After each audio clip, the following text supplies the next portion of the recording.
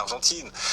Et vous travaillez, donc vous, d'accord. Oui, voilà. Mais lui aussi, il travaille en Argentine, mais il travaille. Non, il vous ramène plein de super infos, des super reportages, c'est vraiment exceptionnel. Coinbase, ça c'est votre scoop du jour. Coinbase serait en train de préparer son arrivée en France. Scoop The Big Whale que vos abonnés ont déjà découvert et que vous venez nous expliquer ici sur le plateau de BFM Business. Après Binance, pour qui ça a marché, Binance se lance en France. Coinbase donc tente aussi d'avancer ses pions.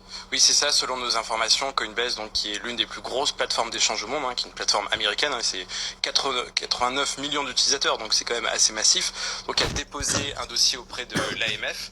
Et en fait, d'ici quelques semaines, peut-être quelques mois, on devrait avoir une licence française pour Coinbase. Donc c'était très intéressant parce que Coinbase, là aujourd'hui, c'est un géant, mais qui ne peut pas faire de publicité en France. Et ça peut être un problème dans un marché aussi concurrentiel que celui-là. Donc une fois la licence en poche, ils pourront faire ça. Et aussi, c'est un moyen de préparer MiCA. MiCA, vous savez, c'est le futur règlement européen qui va donc encadrer tout le secteur crypto en Europe. Et le fait d'avoir une licence en France, ça leur permettrait de continuer leur activité à partir du moment où la licence européenne va entrer en vigueur. Parce que le jour où arrive MiCA, tout le monde est obligé de s'arrêter, à part ceux qui ont une licence locale. Et donc, une licence en France, ça pourrait fonctionner. Oui, c'est un permis d'agir, un permis de conduire en quelque sorte. Et donc, exactement. Et donc, vous nous disiez, Coinbase pourrait obtenir la licence à quelle échéance? Alors, le délai traditionnel pour une entreprise française, c'est entre 6 et 8 mois. Okay. Bon, ça pourrait être un petit peu plus long pour Coinbase, qui a déposé son dossier à l'automne dernier, parce qu'ils doivent montrer patte blanche, si vous voulez, par rapport aux mesures anti-blanchiment qui sont mises en place. On n'a pas tout à fait les mêmes normes en Europe, donc voilà, il faut disons, déposer son dossier et vendre tout son procédé auprès de l'AMF. Coinbase prépare son arrivée en France. Les géants internationaux de la crypto sont en train d'arriver dans notre beau pays. C'est une bonne nouvelle? Bah oui, c'est plutôt une bonne nouvelle. Vous en parliez tout à l'heure. Binance a posé ses valises depuis le 4 mai, très précisément. Disons que c'est une volonté du précédent gouvernement, surtout Cédrico, qui a poussé pour que les géants internationaux de la crypto arrivent en France. Pourquoi c'est intéressant? Tout simplement parce que ça place la France sur l'échiquier mondial du secteur, d'un secteur très émergent, et ça va attirer des talents et peut-être aussi en retenir certains. On sait que nos ingénieurs français, par exemple, sont très désirés par les géants internationaux. Donc moi, je vois que des avantages, peut-être un peu moins pour les acteurs locaux, les petits courtiers par exemple, parce que bon, avoir Binance ou Coinbase en face, c'est pas forcément très simple. Ceci dit, bien sûr la France attire, mais elle n'est pas la seule.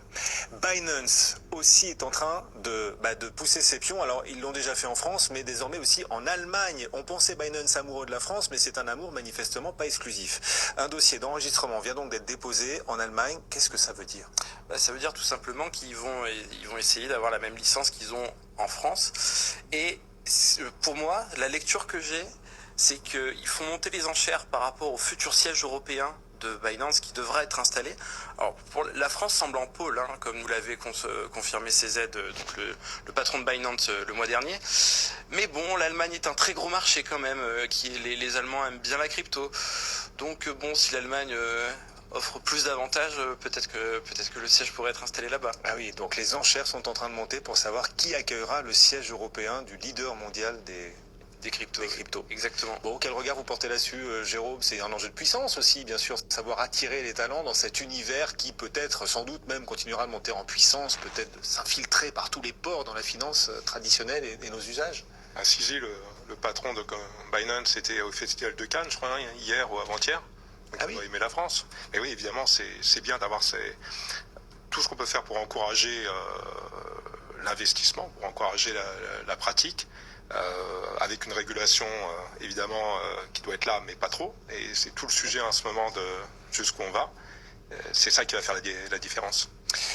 On va parler ensemble évidemment du grand sujet du moment, à savoir la chute de l'UST, le stablecoin UST, l'effondrement de Terra, l'implosion de Terra, et cette question quand même qui plane un peu, est-ce que c'est le début de la fin des stablecoins? Non, on a un stablecoin qui a implosé. Il y a différents termes, château de cartes, jeu de domino, on a des variantes, mais elles vont toutes dans le même sens. Mais les autres se portent relativement bien.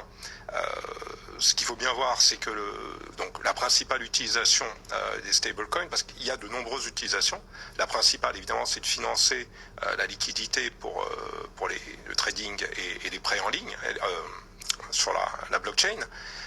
C'est entre 80 et 85% quand même de l'utilisation. On a en fait, alors là ça peut être le château de cartes, c'est la pyramide inversée. On a un petit volume de stablecoin qui va vraiment financer un gros marché. 162 milliards grosso modo, alors, ça a changé, ça a pas mal baissé, 162 milliards de stablecoin qui finance un marché de 1600 milliards de crypto. Donc ça peut paraître instable et c'est vrai que s'il arrive quelque chose au niveau de la base de la pyramide,